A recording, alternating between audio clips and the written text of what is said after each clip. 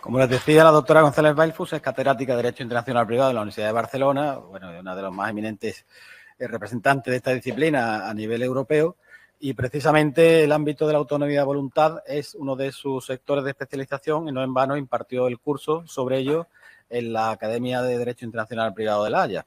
Ella nos va a deparar a partir de ahora y cuando termine pues lo hará el doctor Calvo Vidal. Cuando quiera tiene la palabra. Muchas gracias.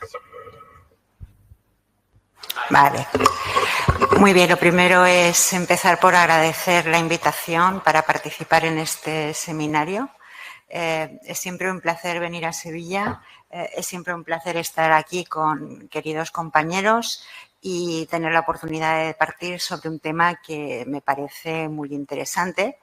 Voy a hablar de la autonomía de la voluntad en el ámbito matrimonial y de las uniones de hecho, pero me centraré siguiendo las indicaciones de mi querido amigo y compañero Andrés Rodríguez Benot en el ámbito patrimonial. Sin embargo, antes de entrar en el análisis de lo que sería la regulación actual, sí que querría hacer una serie de consideraciones previas. La primera es que voy a hablar del matrimonio y voy a hablar de las uniones de hecho. Y en cuanto estamos en el ámbito internacional, yo creo que hemos de ser conscientes todos de que, sobre todo en Europa, hay normas de derecho internacional privado uniformes.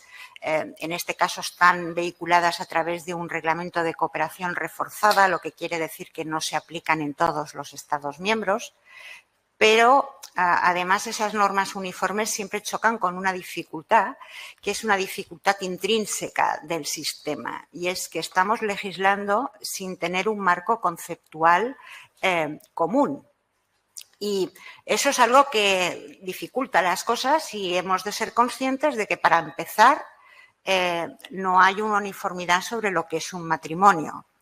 El viejo caballo de batalla, que es la razón por la cual finalmente se tuvo que recurrir a la cooperación reforzada, es el matrimonio de personas del mismo sexo, pero no es el único aspecto polémico. Tenemos el tema del matrimonio poligámico. ¿Qué hacemos con un matrimonio poligámico? ¿Entra o no entra en el ámbito de aplicación de las normas europeas? Y otro tema espinoso que está de máxima actualidad con una sentencia muy importante del Tribunal Constitucional alemán, que es el tema del matrimonio infantil. Matrimonio infantil que se plantea a veces el trato que ha de recibir incluso cuando son adultos ambos cónyuges, pero contrajeron matrimonio siendo uno de ellos normalmente la mujer menor de edad. Quería poner de manifiesto este aspecto porque está muy extendida la idea de que estamos frente a un sistema de derecho internacional privado europeo muy completo y yo creo que eso hay que cuestionarlo. Incluso si nosotros nos vamos a mirar lo que sería la regulación en relación al matrimonio, tenemos normas comunes sobre el régimen económico matrimonial, sobre la separación, la nulidad y el divorcio, que tocan los aspectos clásicos de derecho internacional privado, pero no tenemos normas comunes sobre la celebración del matrimonio ni tampoco sobre los efectos personales que pueden ser importantes en este ámbito. Y cuando vamos a las uniones de hecho, estoy utilizando la terminología del título de la ponencia, pues aquí sí que la incerteza y el terreno es todavía más movedizo, porque el legislador de la Unión Europea únicamente abordó las uniones registradas. Inicialmente, en los estudios que se hicieron de derecho comparado y de derecho internacional privado comparado, se valoró la posibilidad de entrar en lo que serían las uniones de puro hecho, los convivientes, las uniones convivenciales, pero se descartó. Se descartó porque desde un punto de vista del derecho internacional privado no tiene nada que ver una unión formalizada con lo que sería una unión no formalizada. El trato que tiene que recibir es muy distinto.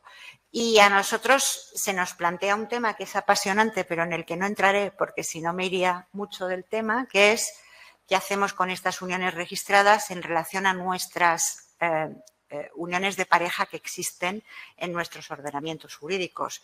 Yo vengo de una comunidad autónoma, Cataluña, en la que existen unas uniones estables de pareja que se constituyen por escritura o por la mera convivencia, o tener un hijo en común, etcétera.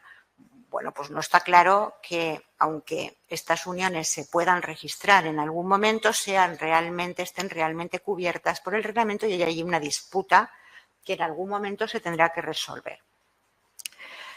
Bueno, y dicho esto, voy a entrar ya en el tema que en mi caso yo quería empezar por poner de relieve una distinción que me parece muy importante entre lo que sería la autonomía de la voluntad conflictual y la autonomía de la voluntad material, que no van de la mano, aunque pudiera parecerlo a primera vista. La autonomía conflictual es sencillamente la posibilidad de elegir la ley aplicable. Esto está ampliamente reconocido en el sector del derecho mercantil. Contratos es el ámbito paradigmático en el que se puede elegir la ley aplicable al contrato y en el derecho de familia europeo lo encontramos, por ejemplo, en el reglamento sobre la ley aplicable al divorcio, que se puede elegir la ley rectora del divorcio. Fijémonos, por tanto, que podemos elegir la ley aplicable al divorcio cuando en el ámbito del divorcio las normas no son dispositivas, es decir, que no necesariamente una cosa va de la mano de la otra. Y lo digo porque una cuestión con la que nos enfrentamos periódicamente es con esa idea de que, bueno, yo si otorgo capitulaciones, no tengo por qué elegir la ley aplicable porque ya he otorgado capitulaciones. Bueno, ese es un problema porque la libertad de pacto se tiene que encuadrar en un ordenamiento jurídico. Si nosotros sabemos que rige el derecho civil común, pues tenemos unas coordenadas de la libertad de pacto en esta materia. Si rige el derecho inglés, por ejemplo, pues yo tengo que saber que sí que puedo hacer pactos, pero que no vinculan al juez.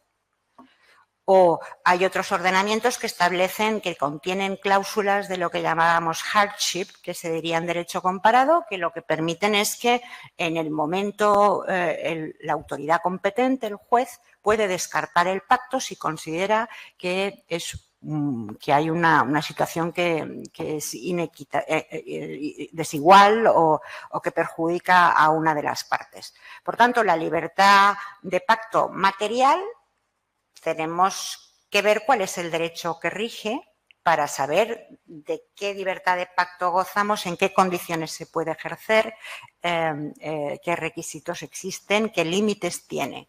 Y en el ámbito del derecho de familia es particularmente importante. En contratos, sobre todo cuando no hay consumidores ni partes débiles, en derecho comparado, por general, la autonomía, la libertad de pacto preside al derecho material, pero en familia, pues no.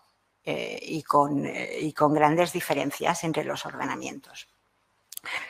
La segunda cuestión que quería, antes de entrar en lo que sería el régimen o la regulación concreta que tenemos, es que nos tendríamos que preguntar por qué esta querencia del legislador por esta autonomía de la voluntad en el ámbito de familia.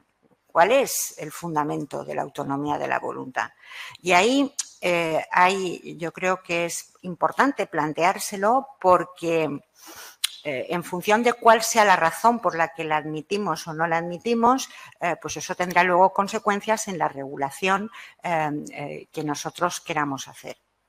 Yo personalmente, eso es algo que lo desarrollo muy extensamente en el curso, no entiendo que no tiene nada que ver lo de la identidad cultural, o sea, esta idea de que la libertad de elegir entre el derecho de la nacionalidad y el de la residencia habitual para que las personas puedan elegir el derecho con el que se identifican más, me parece que es un constructo ideológico que no aporta nada y que lo que hace es confundir.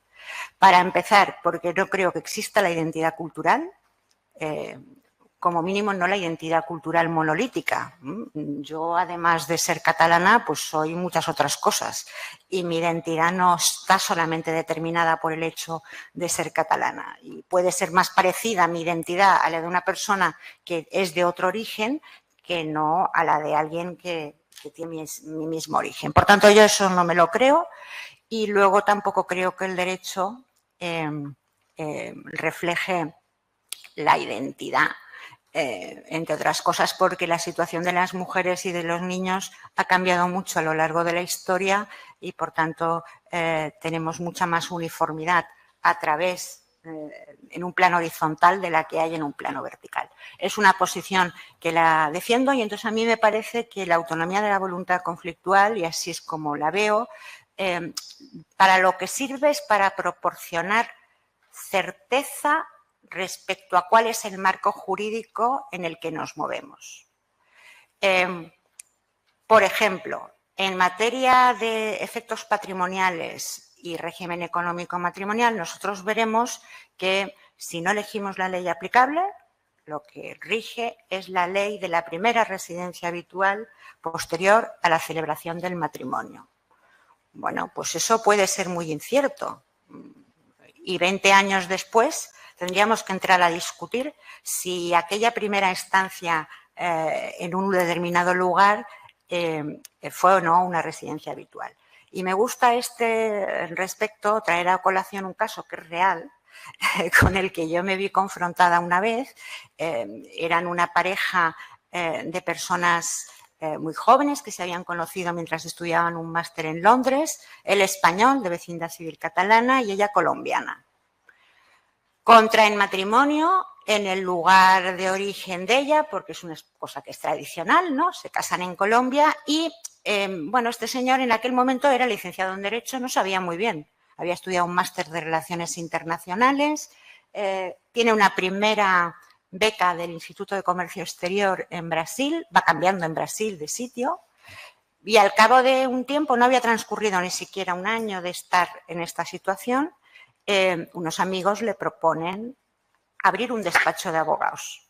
Despacho de abogados que pasó a ser uno de los más importantes de la ciudad de Barcelona. 20 años después, este matrimonio se rompe y se plantea el tema de cuál es el régimen económico matrimonial. Y claro, el tema era,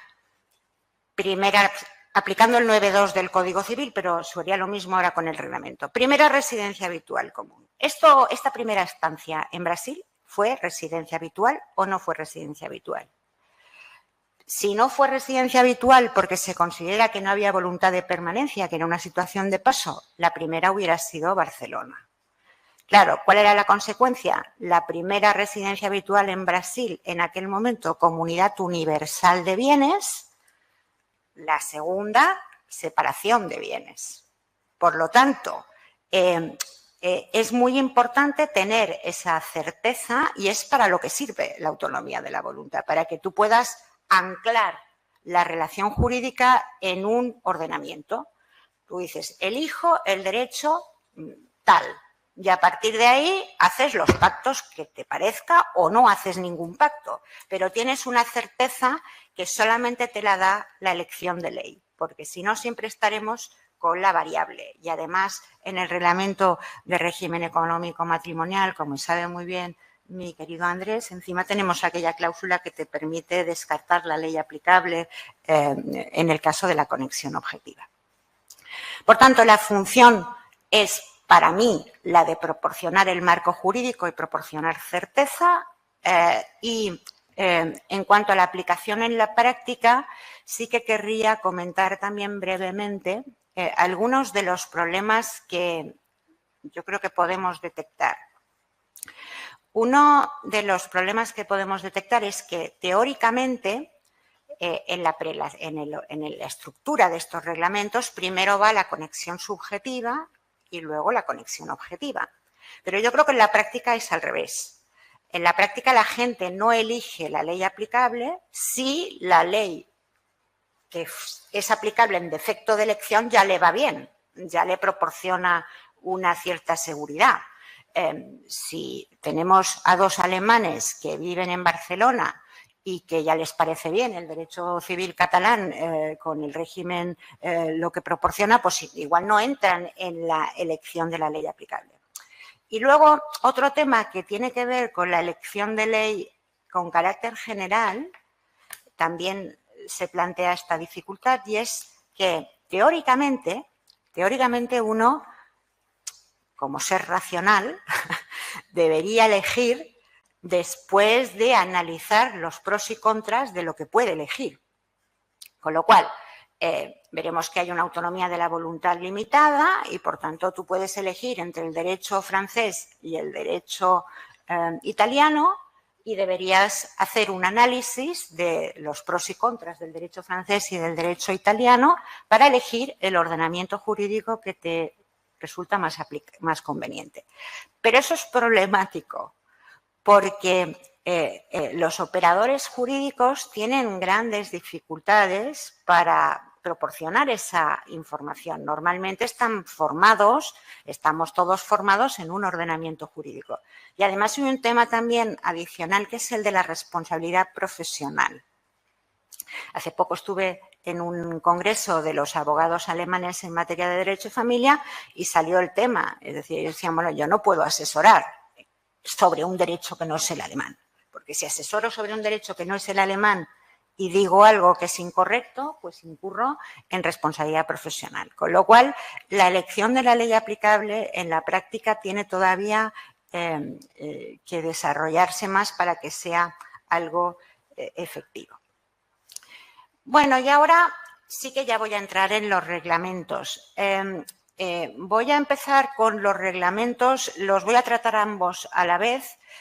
Como es un poco molesto ir diciendo siempre, ¿no?, como duplicando, me voy a referir al de uniones registradas simplemente cuando quiera resaltar alguna diferencia, Si no, lo que digo vale para todos. A ver, el tema de la ley aplicable está regulado en el capítulo 3 de los reglamentos y tenemos una serie de principios que son comunes. El primer principio es que son normas de conflicto universales. Esto recuerdo que quiere decir que la ley que se elige puede ser la de cualquier Estado, sea un Estado miembro o sea un Estado no miembro, un Estado participante en la cooperación reforzada o no participante en la cooperación reforzada. Luego, otra característica es que se nos dice que la ley rectora del régimen económico matrimonial y de los efectos patrimoniales de las uniones registradas se aplica a todos los bienes, incluidos en el régimen, con independencia de dónde estén ubicados.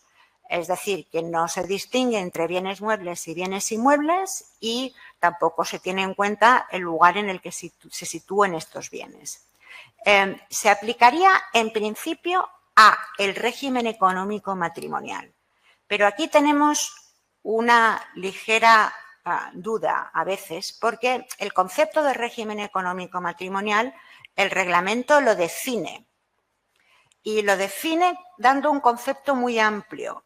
Habla del conjunto de normas relativas a las relaciones patrimoniales entre los cónyuges y con terceros como resultado del matrimonio de su disolución. Es decir, que las normas, por ejemplo, del régimen primario que sean de carácter patrimonial entran en el concepto de régimen.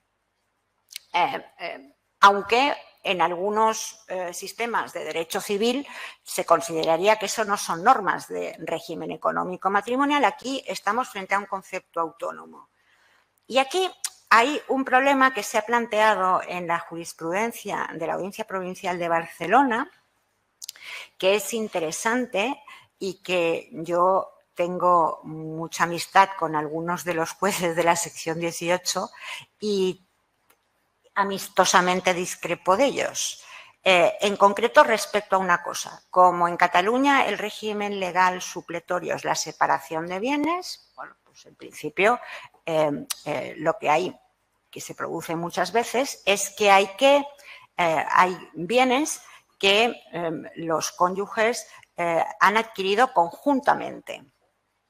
Típicamente los inmuebles muchas veces se adquieren por ambos porque, como en principio lo de cada uno es de cada uno, pues la manera de conseguir compartir los bienes importantes es la adquisición conjunta. Y entonces, cuando hay que hacer una división de la cosa común en este régimen de separación, ¿es aplicable el reglamento del régimen económico matrimonial o no? La Audiencia Provincial de Barcelona llegó a la conclusión de que no y consideró que tenía que aplicar el régimen era un bien inmueble y, por tanto, que aquí habría que aplicar el Bruselas I, porque es un derecho real sobre un bien inmueble, y la Lex Reis Sitte por aplicación del 10.1 del Código Civil. Con lo cual, ¿eso qué tiene como consecuencia? Tiene como consecuencia que si es una pareja que tiene 5 inmuebles en 5 sitios diferentes, pues resulta que son competentes 5 tribunales diferentes y se aplican 5 leyes distintas. A mí me parece que la división de la cosa común cuando se produce en el contexto de una liquidación de un régimen económico matrimonial debería englobarse en el concepto de régimen económico matrimonial para conseguir dar una respuesta unívoca. Pero, bueno, es discutible y como yo jocosamente comentábamos con la juez me decía, bueno, igual tienes razón. Digo, sí, pero la que mandas eres tú, decía yo. Es decir, que de momento yo no sé esto cómo se va a tratar, pero fijémonos en que esto es una incertidumbre. Cuando estamos con los efectos patrimoniales de las uniones registradas, todavía es como muchísimo más borroso todo, porque las uniones registradas en algunos casos se configuran como una especie de mini matrimonio. Un mini matrimonio con unos efectos patrimoniales muy, muy, muy limitados. Entonces, aquí, ¿qué es lo que entra y qué es lo que no entra? Porque no hay muchas veces no hay, desde luego, una comunidad de bienes ni nada que se le parezca. Bueno, dicho esto, entremos ahora en lo que sería el artículo primordial, que es el artículo 22, que es el que recoge la posibilidad de elegir la ley aplicable. A ver, aquí, ¿qué diríamos? Bueno, la primera cosa a resaltar es que se trata de una autonomía de la voluntad conflictual limitada, porque solamente se puede elegir entre unos determinados ordenamientos jurídicos y concretamente la ley de la residencia habitual o de la nacionalidad de cualquiera de los miembros de la pareja en el momento de la celebración del acuerdo. Luego el factor tiempo lo trataré a posteriori, ahora me voy a fijar en nacionalidad y residencia habitual. Personas que detentan más de una nacionalidad, está claro que se puede elegir cualquiera de las nacionalidades que una persona ostente, con lo cual hay veces en los que la nacionalidad va a abrir porque las personas tienen más de una y no se exige que se trate de una nacionalidad efectiva. El problema de la nacionalidad creo que es, o las dificultades que plantea la nacionalidad creo que son menores, porque al final existirá más certeza sobre si los miembros de la pareja tienen o no tienen una nacionalidad. El tema de la residencia habitual es más delicado. ¿Por qué? Porque se puede elegir la ley de la residencia habitual de cualquiera de ellos. En principio, si ellos luego no lo discuten esto, pues lo que hayan elegido irá. Pero imaginémonos una elección de ley, pasan 20 años y lo que se eligió a uno ya no le conviene. Y entonces a uno de ellos ya no le conviene, entonces una de las cosas que sería la estrategia a seguir sería discutir la validez del pacto y por tanto y una posibilidad sería de discutir que eso fuera o no una residencia habitual. Y por tanto me parece que como precaución a la hora de elaborar estos pactos se debería preconstituir un poco la prueba de que existe la residencia habitual. Es decir, deberíamos preocuparnos, estamos aquí en un contexto en el que hay abogados y notarios, y pensar que cuando hayan pasado 20 años será bastante difícil volver a saber cuál era la situación y, por tanto, estaría bien que no se especificara únicamente que los cónyuges dicen tener la residencia habitual en tal sitio, sino cuáles son los indicios que corroboran que eso que los cónyuges o contrayentes afirman es una verdadera residencia habitual.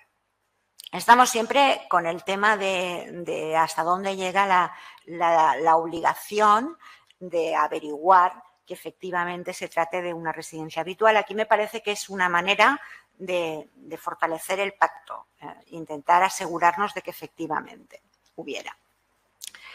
La residencia habitual sabemos que plantea muchos problemas conceptuales y que tiene cierta incerteza. No en las vidas de las personas corrientes que trabajamos en un sitio en el que también pernoctamos, pero hay gente que lleva vidas mucho más nómadas y entonces lo de la residencia habitual a veces requiere cierto apuntalamiento.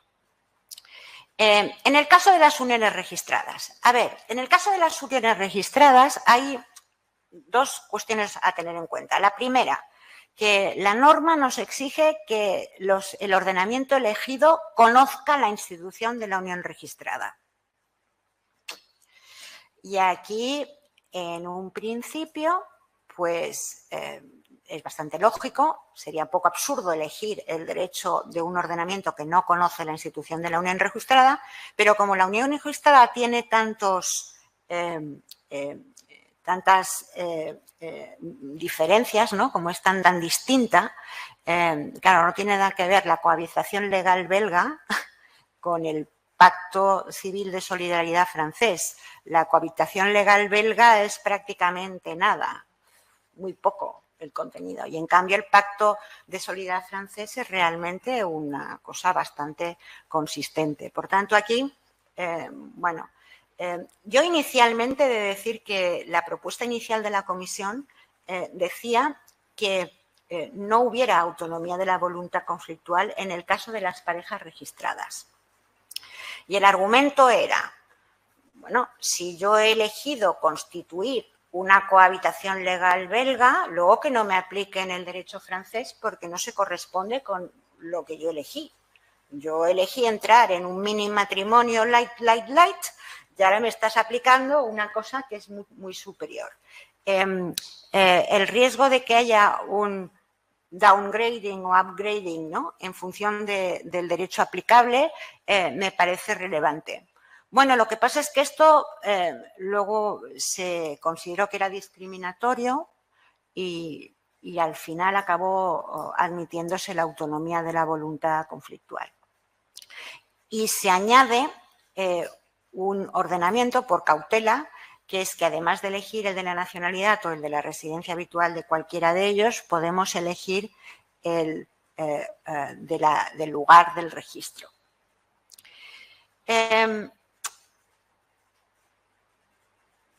A ver, que no lo estoy haciendo bien. Sí, ya está. El factor tiempo. He dicho que me quería detener sobre el factor tiempo porque esto es algo muy distinto a la situación que tenemos nosotros acostumbrados a la que estamos en España. Y es que la ley aplicable se puede elegir en cualquier momento, antes y después de la celebración del matrimonio, en cualquier momento.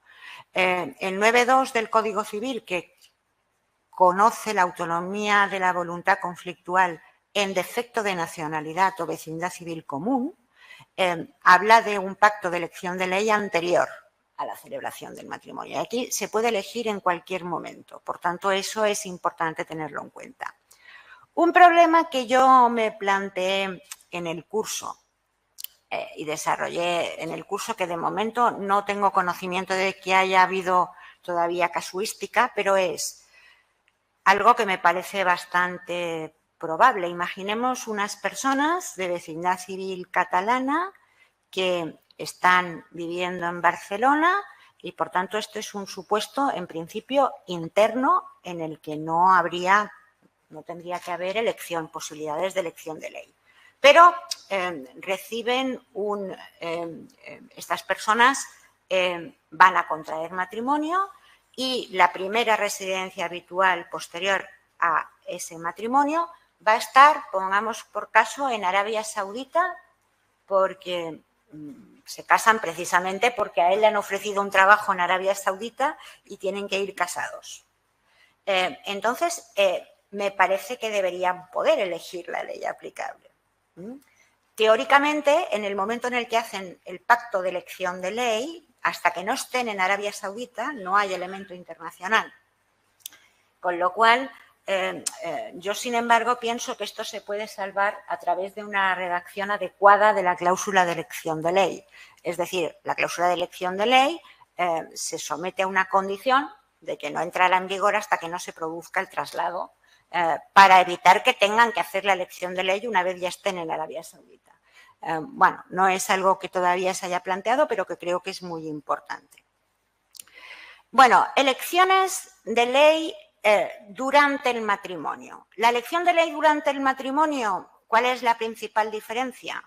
Bueno, que ya había una ley aplicable al régimen económico matrimonial que se sustituye por la ley que se elige ahora, en el momento en el que se elija. La regla general, salvo que se pacte lo contrario, es que no tiene efectos retroactivos. Sin embargo, está claro que en el plano material, si yo paso de un régimen, pongamos, del derecho catalán al derecho francés, paso de una separación de bienes a una comunidad de gananciales, habrá que hacer unas operaciones de ajuste, y más cuando es al revés, cuando yo paso de un régimen en el que hay una comunidad a un régimen en el que hay una separación.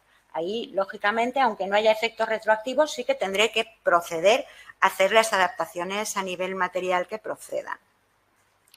Si se pactan efectos retroactivos, que se puede hacer, no puede perjudicar a terceros, lo cual parece lógico. Y bueno, y ahora con el efecto tiempo, hay un tema que creo que es muy importante y que a veces no se pone suficientemente de manifiesto la importancia que puede tener. Si nosotros nos fijamos en el capítulo de ley aplicable, veremos que ese capítulo de ley aplicable rige únicamente para los matrimonios celebrados con posterioridad al 29 de enero de 2019.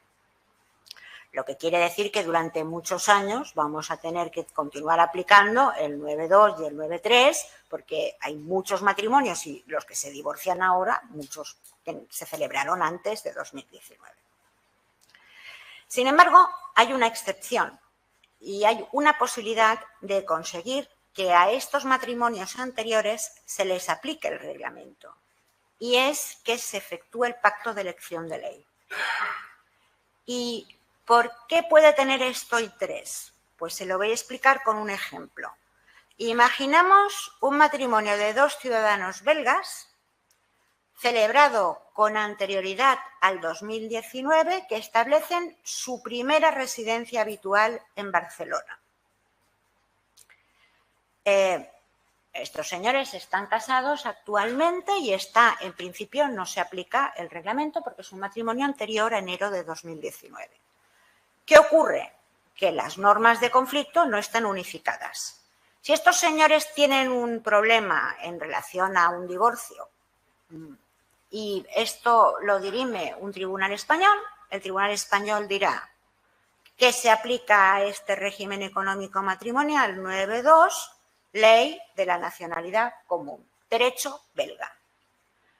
Pero si en cambio se van a los tribunales belgas, que pueden irse a divorciar a Bélgica y en principio podrían conseguir a través del juego del propio reglamento que fueran competentes los tribunales belgas no aplicarán el 9.2 del Código Civil español, lógicamente, sino que se irían al Código de Derecho Internacional Privado belga. que dice que se aplica la ley del primer domicilio conyugal.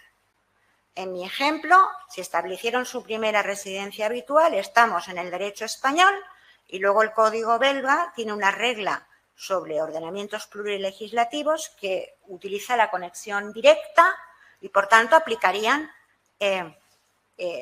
derecho catalán. Por tanto, si esto se analiza desde el derecho internacional privado español, estos señores están casados en un régimen de gananciales, el derecho belga, y si se ve desde el punto de vista de los tribunales españoles, están casados en un régimen de separación de bienes. Si esto luego se viera en Francia, pues todavía peor, porque en Francia separarían y dirían, bueno, los bienes inmuebles van por un lado, los muebles van por otro. Por tanto, este matrimonio tiene interés en elegir la ley aplicable, porque es la única manera de tener la certeza de lo que puede pasar cuando se disuelva el matrimonio. Y me parece que no hay una gran conciencia al respecto de la ventaja que eso proporciona con posterioridad y que es algo interesante de hacer. Vamos a entrar brevemente, porque tampoco me quiero extender mucho, creo que ya me estoy yendo fuera de tiempo. ¿Tengo un poquito de tiempo? Bueno, a ver, en el artículo 23 del reglamento nos habla de la validez formal del acuerdo de elección de ley. Y tiene una regla que es un poco particular. Empiezan habiendo unas reglas que son uniformes para todos los estados contratantes, en las que se dice que el acuerdo de elección de ley tiene que constar por escrito, tiene que estar fechado y firmado. Me parece que son unos requisitos muy mínimos y, desde luego, que no se corresponden con la importancia que tiene el pacto. Me parece que se debería haber exigido un asesoramiento, porque sabemos que en materia de derecho de familia la gente no elige de una manera muy racional. A mí me gusta siempre poner como referencia el asunto Radmacher y Granatino, que es un asunto que se vio frente al Tribunal Supremo en Inglaterra. Es interesante, pero por muchas razones, pero hay una cosa que es bastante curiosa. La señora Radmacher era una rica heredera alemana que se casa con el señor Granatino, que era un broker de la City de Londres. El francés, ella alemana. Los dos viven en Londres, entonces se casan en Alemania, llegan a Alemania y el padre de la novia, muy preocupado porque la novia es una rica heredera de una empresa muy, muy importante, quiere que pacten unas capitulaciones. Y entonces el señor Granatino, que no es ningún tonto, que es un broker de la City, por tanto, un tiburón, acepta firmar una cosa que está redactada en un idioma que no entiende.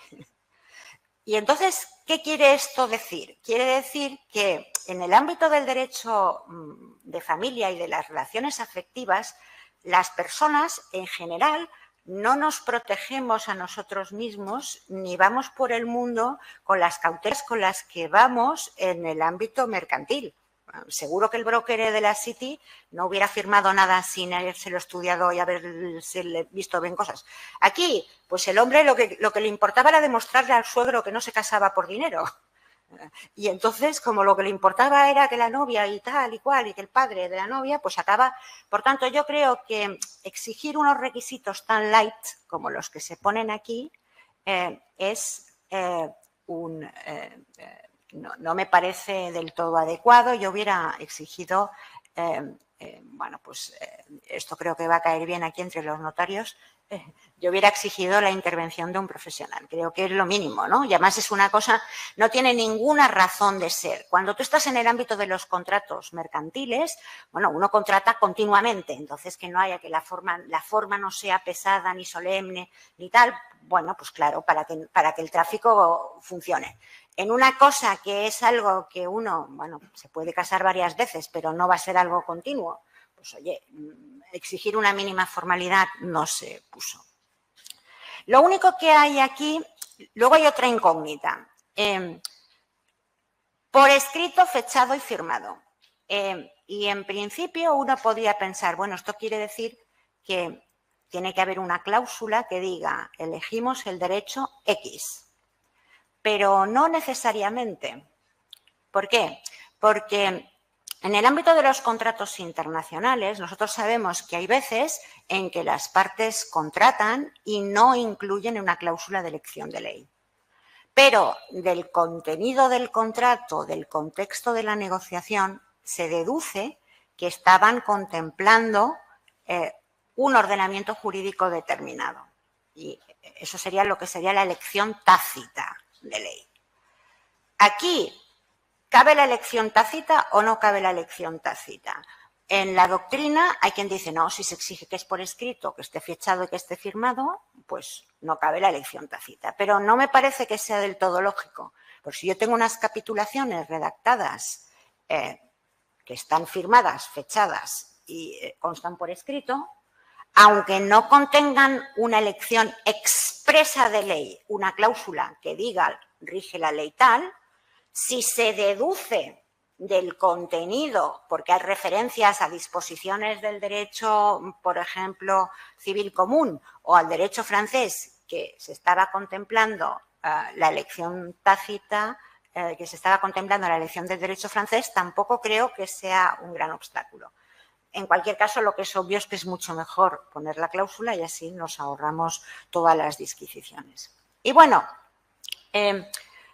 otro tema aquí en el artículo 23 sobre la validez formal es que luego tenemos unas normas que hacen que rijan requisitos de forma adicionales en función de la residencia habitual de los celebrantes del pacto. Entonces se dice, bueno, hay una regla que dice que si la ley del estado de la residencia habitual de los contrayentes exige requisitos adicionales y se trata de un estado miembro que participa en la cooperación reforzada, habrá que respetar esos requisitos adicionales. Si una de las partes reside en un estado que tiene unos requisitos y la otra reside en un estado que tiene otros requisitos, basta con que se acepten los requisitos, se respeten los requisitos de uno de los dos estados. Y si ninguno de los estados exige ningún requisito o la residencia habitual está en un estado que no participa en la cooperación reforzada, no habría requisitos formales adicionales. Esto es bastante particular. Y bastante particular porque normalmente, en cuanto a la forma, hay una regla que tradicionalmente se utiliza, que es el locus regit actum, es decir, que si tú otorgas el acto en un país, pues que se apliquen los requisitos de este país. Y aquí, en cambio, se hace depender de la residencia habitual de los miembros de la pareja y parece que solamente se protege a los miembros de la pareja si tienen su residencia habitual en un estado que participa de la cooperación reforzada, lo cual nos acaba de demostrar un poco que quizás aquí el interés no es un interés de protección de los sujetos que otorgan el pacto, sino más bien de evitar que la gente vaya a sitios distintos a otorgar los pactos. Yo creo que aquí, de una manera bastante obvia, lo que se ha querido es que si los contrayentes están en Alemania, no se vayan a Polonia a hacer el pacto porque es más barato hacerlo en Polonia. No, porque como habrá que respetar los requisitos del derecho alemán, pues ya lo de ir a Polonia se complica. Yo creo que eso es lo que está detrás, que serían unos intereses que no son unos intereses de los sujetos, sino unos intereses que quizás no deberían haberse vehiculado de esta manera. Y ahora sí que ya voy a cortar, luego cuando lo presente por escrito ya me iré. No entraré en lo de los efectos. Ay. Sí, a ver. Quería terminar, como catalana siempre esto me interesa, con una breve referencia a los conflictos internos y los efectos, los estados plurilegislativos. A ver, claramente los reglamentos no se aplican a los conflictos internos, salvo que el Estado quiera. en cuyo caso debería hacer algún tipo de manifestación que demostrara que quiere. Si no dice nada, es un poco difícil.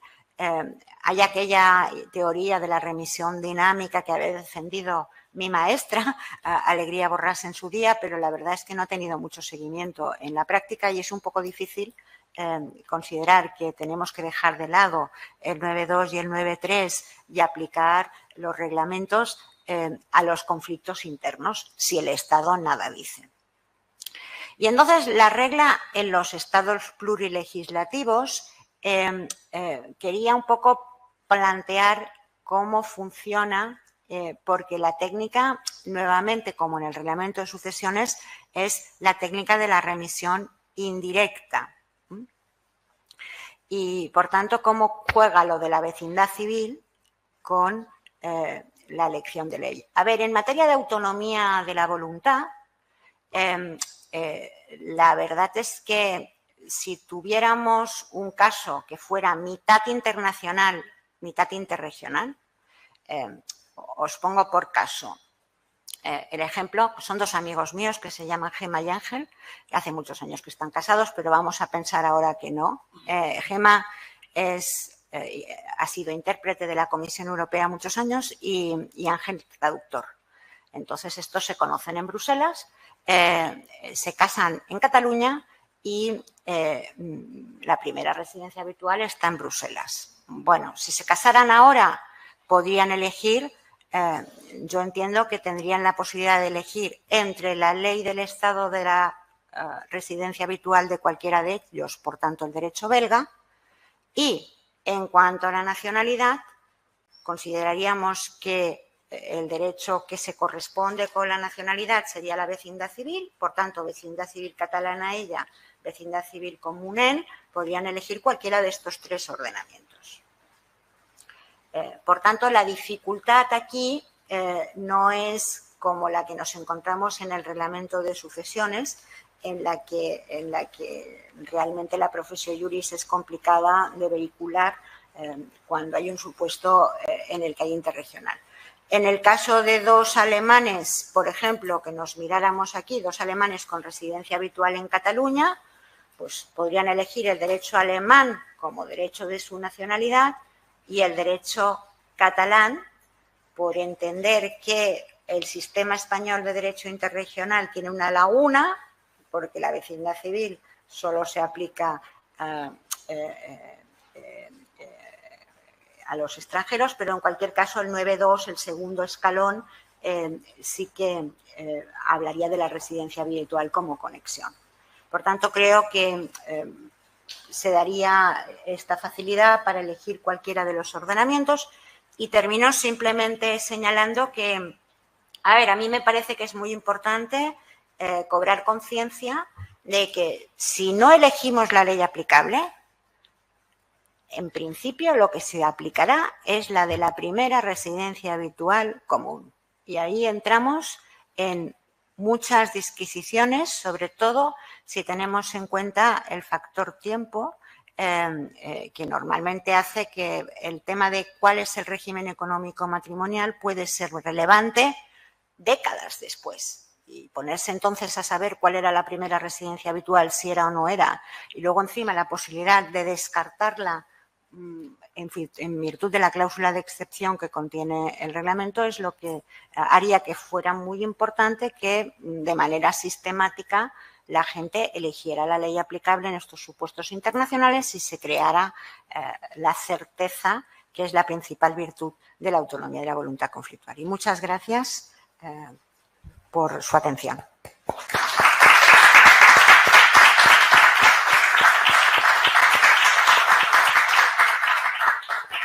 Gracias, enhorabuena por la brillantísima ponencia, que me ha dado tanto que pensar y que opinar.